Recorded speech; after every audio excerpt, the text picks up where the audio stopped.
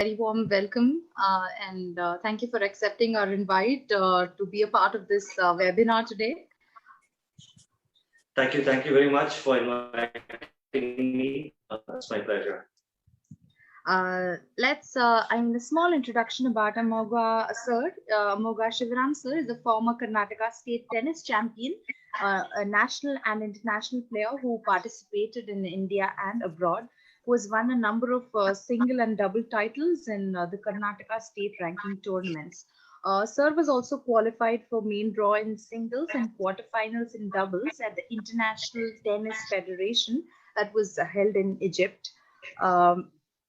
He's an MBA graduate with 10 years of corporate HR experience, and he's been a sports advisor for various institutions and the promoter of Fortune Sports Academy, Amogha Sports, Center for Excellence in Tennis, which has produced around 20 All India tennis champions and 30 skating national medals and 2 I-League football players. I guess that's a very, very good list. And we also have 7 players who are now part of the Karnataka rollball skating team, which won the South India Nationals. That's a little about Amogha sir and his organization that trains young individuals to be good sports personalities. Sir, should we start off with the questions? Yes, we can. Right.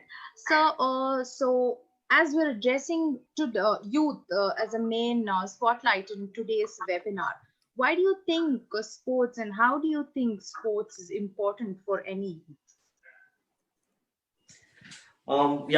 First of all, I think amazing, insights about their specific industry, and I will try and do my best on talking about sports. So, in specific to this question, why sports is important. I feel sports is life, right? There are many reasons why sports is important for every individual. Let's talk about the most basic thing, that's health. I call it the assured health insurance. So why I say that is, you invest time and money in sports, it will definitely help you to keep you healthy, and it's a way of life, to keep ourselves healthy. The second thing is, it teaches winning and losing. So basically in sports, you know how to win. You win a couple of matches, you're on top. Sometimes you lose. You need to bounce back and play again. And how it reflects in life. I'll give you a small example of a doctor couple. There were 2 doctors, husband and wife. Gold medalist in their medical field. And I think post-marriage, 5-6 years, they took the competitive exam. And the wife received a much better, kind of ranking in that competitive exam. And the husband could not take this, right? He could not take the loss with his wife. Imagine, they've been successful throughout their career in their particular field. But the only thing of, winning and losing is where they didn't learn. So, I would relate sports because in case they would have played a sport, it would have definitely kind of helped them to bounce back, stay on top, you lose, you again come back, you perform. So that's what I believe on winning and losing. There's one more, the last thing, I think I would talk about networking. Again, when you play sports, you network with a lot of people, right? You meet a lot of people for any category of people. So I'll give you a small example for this also. There was a CEO who was playing golf most of the time, right? And I think his colleagues had a big issue saying that, our boss is always playing golf. And they had a meeting and, the colleagues kind of vetted it out saying that, you're spending most of the time on the golf course. So there was a simple answer given by the CEO. He just said that, from the last 1 year, the number of projects what we have received is through my networking and the connection what I did on the golf course. So imagine, sports can relate to business, it can connect people, your network can grow. So I would say it's important for every individual, be it younger kids, college work, or anybody. Right. As you spoke of networking in sports, why do you think it is important that you have to work under a team before you start off anything on your own? Yeah. So basically, it is always good to start under someone's guidance, because every individual have a belief that whatever my product is the best. I know best, right? But there's a lot of process. When you work under someone or any other organization, there's a set process, right? So they would have done their research. They would have gone. There would have been a lot of ups and downs. You know your competitors, who's your, what kind of people you need for your business. So there's a lot of learning which happens, and then post that learning, if you could actually create a product which can make a big difference, that's when you are ready to go to the market doing something on your own. So I would say the learning is very important. Process is very important, which every individual should learn initially in their career, and then they need to be creative and do something on their own. Definitely, they'll have success. Absolutely. So you've been training a lot of young individuals for various sports in your academy. What advice would you give to them or any youth of today as to very precisely using 24 hours of their time in a day to plan ahead for a good future? Yeah, so I think there are two things here. So, I think planning 24 hours, I would say, it's so beautifully designed, right? 24 hours, you divide it into three, 8 hours of sleep, which is very important for any individual, right? 8 hours of, me and family time, which I always tell people, right?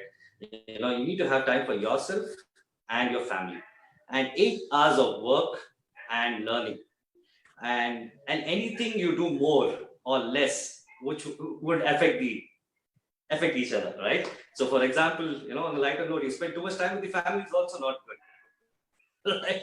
I think it should be all balanced. Sleep, your learning, and me and family time. So that's one part. I think what was the second part of the question? I'm sorry, sir. Okay, so And yeah, can you just repeat the question one more uh, time? I was talking about how you would advise young kids or young professional sports players or anybody to that matter how they put their 24 hours to use for a good future.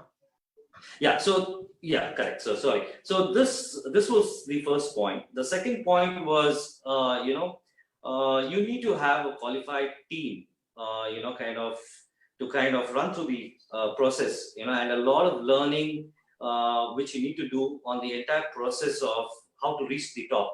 You need to have a plan A, you need to have a plan B. For example, I'll give my example. When I used to play sports, for me it was only about, I want to be the number one tennis player in the world, right? But there was no direction. So sometimes I met Leander. He told me focus on fitness. So for me, it was like, go and do 3 hours of fitness every day. So I think there should be a qualified team, to work for any aspect. Be a sports person or any individual, and you should have a plan B. For example, in my case, for me, number one in the world didn't happen. So, I got back to education, started working for 10 years. And now my goal is to see my dreams through my kids, right? So that's why this organization is started right now. So there's an entire process of, it's no more an individual sport, like tennis. Everything is a group sport. For example, tennis is kind of grown into a team sport, is what I say, because there's a mind coach, there's a nutritionist, there is a fitness coach, there's a technical coach, there's a and right now we're getting into analytics, right? So there's a lot of things, where one person cannot manage. He needs a solid team to kind of guide him through that journey to reach the top. Right. Yes, sir. So, I mean, as you speak of, being in a team, learning to work as a team and learning to learn from your peers, a lot of things involved. On the same line, what do you think, and why do you think learning all through in sport and upgrading a skill, why is it important? Yeah, so upgrading your skill is very, very important. I'll just give you a sport-related, kind of example here. 15 years back, in this sport, they just focused on skill. In case you had the skill, people believed that they could play, right? 10 years back, they said it's skill and fitness.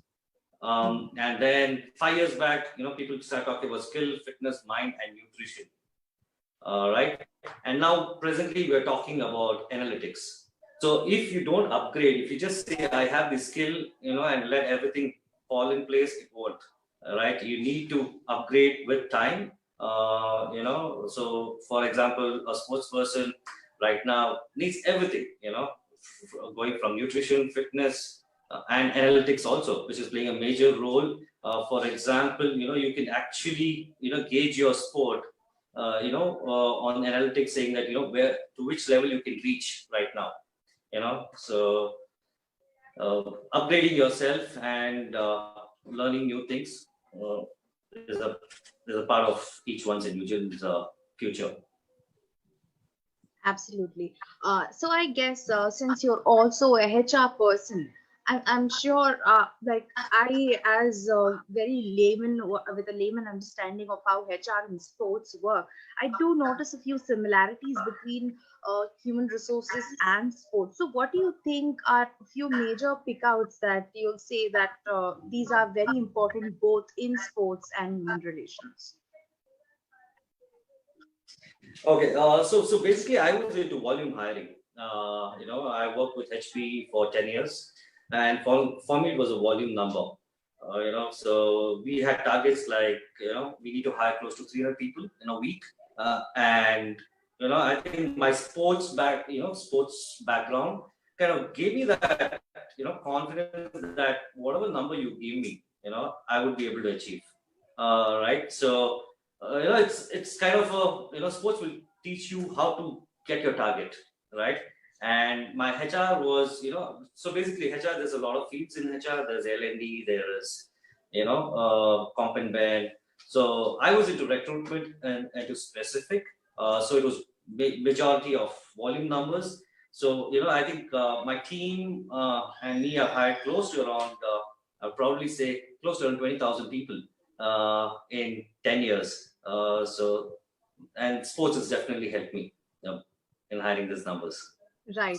Uh, I must say, on a personal note, to begin off with, our speakers, Mr. Prakash sir, Mr. Sagar sir, now Mr. Amogha sir, beginning from film and acting to directing to sports, I guess this is a holistic learning, and we're going so well so far. And Amogha sir, the insights that he's giving into sports, not just the play part of it, but the nuances of it are really great.